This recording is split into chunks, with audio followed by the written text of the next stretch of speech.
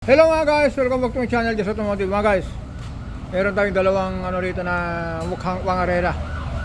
Yung sa atin mukha lang, pero ito tunay. Kasi mga guys, ito change engine. Ang ginawa natin dito, linagyan natin ng G16A. Itong sa kanya, itong dati, ito D15B. Ang nangyari kasi dito mga guys, nag-overheat. Gusto ni bossing yung may-ari nito, Jess, sabi niya, dalhin ko dyan yung Honda kasi meron tayong laro sa susunod na linggo. I-repress mo, palitan mo yung cylinder head gasket kasi nag-overheat. Nung nabuksan natin yung cylinder head, ang tumambad sa atin ito, napakasama. Ito, liner na lang yung natira. Basin nyo po. Ayan ang sinabi ko, bossing, anong nangyari dito? Wala, hindi pwedeng hindi natin yung pwedeng habol ito. Kasi sabi niya, sayang na yung entry ko dyan, bili ka na lang buong makina. Ayan mga guys, nung nagkaroon tayo ng buong makina na D15, napakamahal. May nagbibigay ng 60, 65. Sabi ko, block na lang tayo. Ipatong na lang natin yung dating cylinder head kasi maganda pa naman. Kasi mga guys, yung D15 na non-VTEC 55, yung black 45. Sabi ko, dyan na lang tayo, kaya umalag na naman si bossing. Ngayon mga guys, ang pinagkakaiban mo kasi nito, yung 15 at saka 16, ito. Kung sukatin natin yung itong palo ng connecting rod mga guys ay ito.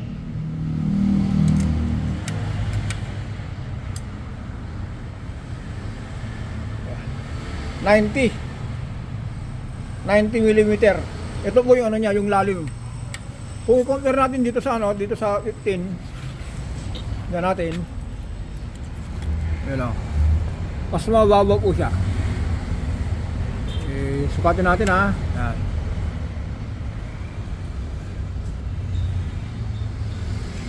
Yan. Kita nyo po. Yan. Tignan natin. Ito po siya. 85. Kaya ito, mas lamang po ng mas lamang ng 5 mm.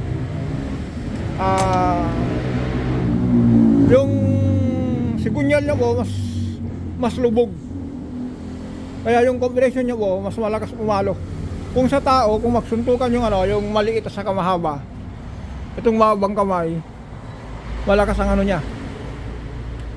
Malaki ang niya, ang laro. Ito ba, 15, mahina. Kasi 5 mm po yung diferensya po . Kaya malaking bagay po yan. Yan mga guys, abangan nyo sa Lunes. Kasi kinapos tayo sa oras dahil pull down po kasi ito. Ang ginawa natin kaninang nag-live tayo, binaba natin yung makina. Kung naibaba na yung makina, lininis natin yung transmission, pinalatan natin ng clutch disc, release bearing, tapos linis. Ang nagpatagal tayo dito sa linis. Pero kung pansinin nyo ba mga guys, wala man lang kakain-kain kung i-compare nyo po dyan ang sawa. Ayan.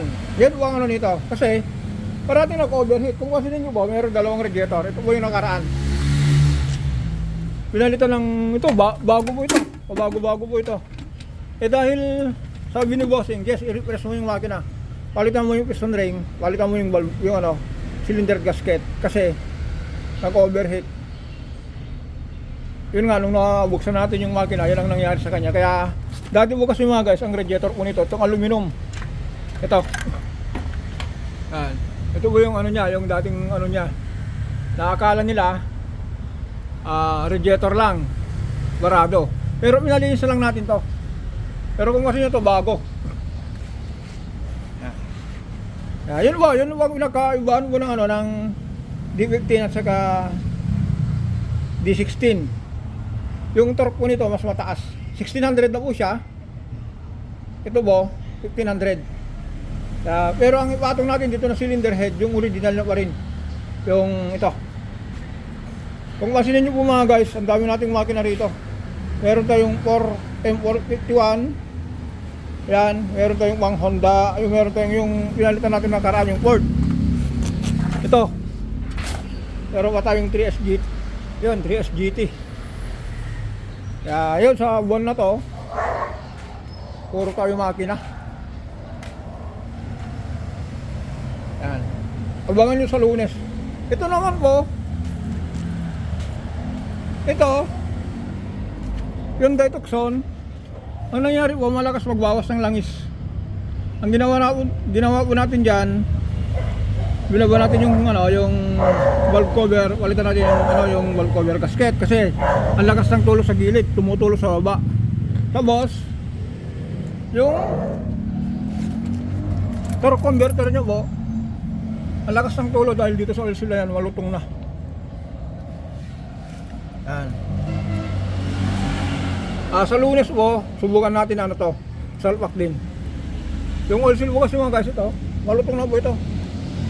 Lusot na. Subukan natin tanggalin ha. Tapos yung small body natin, yan. Kala mo pangarera, no? Ayan, oh. Start kaya natin.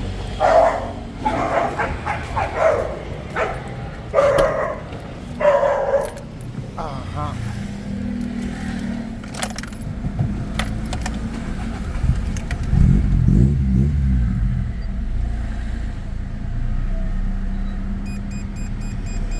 Maraming gas.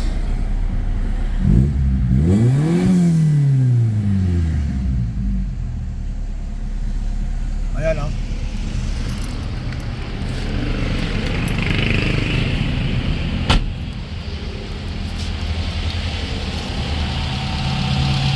Ayan. Abangan nyo Lunes. Ito po yung kabayo natin. Service ng ating binata. Nagpagpalit muna, sabi niya dati, gamitin muna yung Corolla ko at gamitin ko muna yung service mo. Ito ba? Marami tayong gawa dito. Yung mga tumatawag sa akin, nanonood ng video ko, pasensya na po kayo kung hindi ko po maituro kung paano gumawa ng ganito, ganyan. Ang gusto ko lang po, ito katulad dito, naituro natin kung paano kung anong diferensya ng 15 at saka 16. Yun lang po yung butas ko, pares lang yung butas nito. Pero yung lalim, mas malalim po ito ng 5 mm. Kaya mas malakas kumuha ng hangin, mas nako-compression yung hangin, mas malakas yung power. Nadagdagan ng Kung ito 1500, ito 1600 na. Okay mga guys, ito ulitin natin. Itong oil seal nitong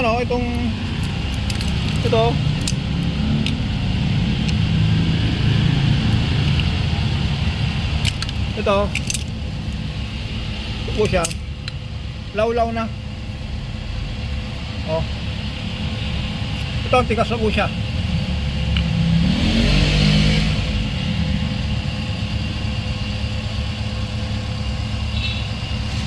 Okay mga guys, see you tomorrow sa Monday na lang tayo.